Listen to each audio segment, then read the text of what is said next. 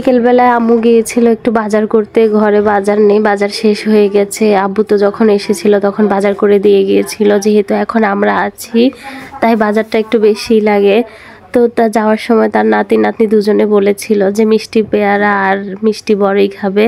তা আম্মু আসার সময় নিয়ে এসে পেয়ারা আর বড়ই দুজনে দেখে তো এত খুশি হয়েছে। পেয়ারার পলিথিনটা ছিঁড়ে আমার মেয়ে তো সবার আগে পেয়ারা বের করতেছিল লবণ মরিচ দিয়ে খাবে বলে, আর আমার ছেলেটা তাড়াতাড়ি করে বড়ই নিয়ে নিল।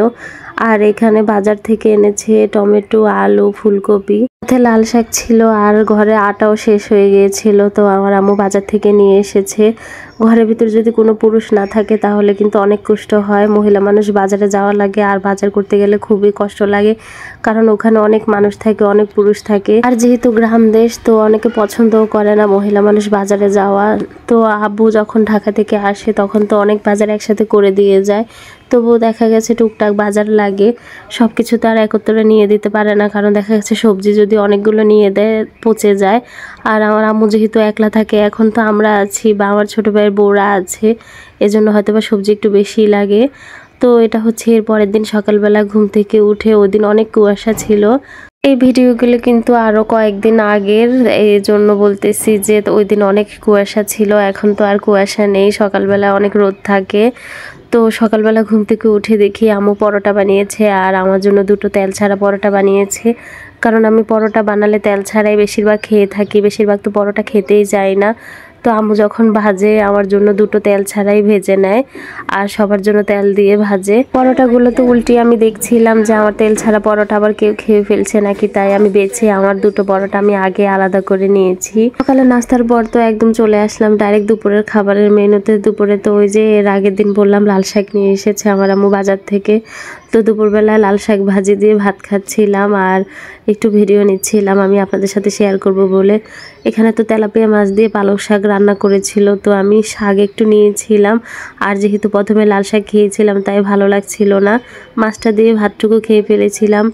বিকেলবেলায় দেখলাম আমার আম্মু এখানে বুটের হালুয়া বানিয়েছে, তো ট্রেতে করে এটাকে সাজিয়ে রাখছে সুন্দর করে কেটে নেবে বলে। ওইখান থেকে আমি একটু সাইডে দিয়ে খেয়ে দেখছিলাম যে কেমন হয়েছে। আর বিকেলবেলা তো চলে আসলাম নদীর পাড়ে। এর আগে নদীর পাড়ের একটা ভিডিও আমি শেয়ার করেছিলাম, ওখানে আমি আপনাদেরকে দেখিয়েছিলাম যে এখানে চরের পানি সেচতেছে ধানের চারা রোপণ করবে বলে।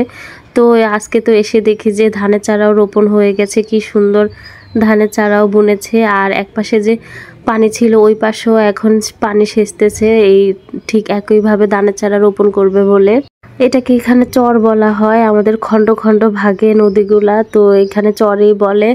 সব সময় এই টাইমে আসলেই এখান থেকে পানিগুলো সেচা হয়, আর এভাবে ধানের চারাগুলো রোপণ করে।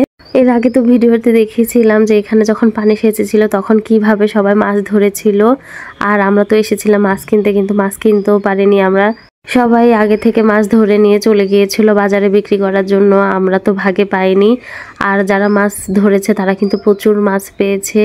এই তো দেখতেই পাচ্ছেন কত সুন্দর লাগছে, ধানের চারা রোপণ করেছে, যখন এই ধানের চারাগুলো বড় হবে তখন দেখতে আরো সুন্দর লাগবে। বিকেলবেলা যতই মন খারাপ থাকুক না কেন, যদি এখানে আসি তাহলে কিন্তু মনটা অনেক ভালো হয়ে যায়। আর দেখতেই পাচ্ছেন প্রকৃতিটা কতই সুন্দর।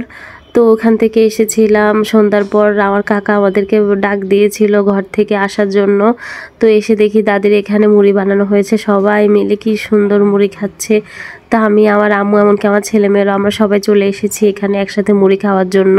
বিশ্বাস করেন এত ভালো লাগছিল, বহুদিন পর আমার কাকারা সবাই একসাথে, এমনকি আমরা সবাই, দাদি, চাচি সবাই একসাথে, এত ভালো লাগছিল। তো আমি একটু ভিডিও করে নিয়েছিলাম আপনাদের সাথে শেয়ার করব বলে। আসলে একসাথে হওয়ার সবার আনন্দটাই আলাদা। তো আজকে আমার ভিডিওটি এই পর্যন্তই, ততক্ষণে সবাই ভালো থাকবেন, সুস্থ থাকবেন, আল্লাহ হাফেজ।